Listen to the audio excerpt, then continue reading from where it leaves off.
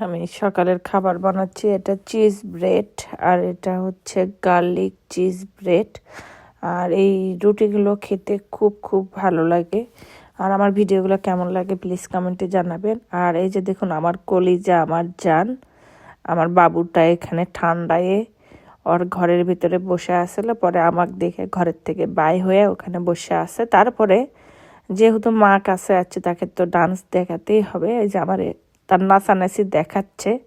আসলে পশু পাখি ভালো, মানুষের মতো বেইমানি করে না। এই যে দেখুন ওর ডান্স, কেমন লাগলো ওর ডান্স প্লিজ কমেন্টে জানাবেন।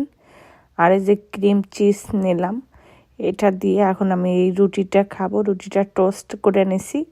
আর ক্রিম চিজ দিয়ে রুটি খেতে আমার খুব ভালো লাগে। তা ভালো থাকবেন। ভিডিওটা যদি ভালো লাগে লাইক শেয়ার কমেন্ট করবেন, ফেসবুক পেজটা ফলো করবেন।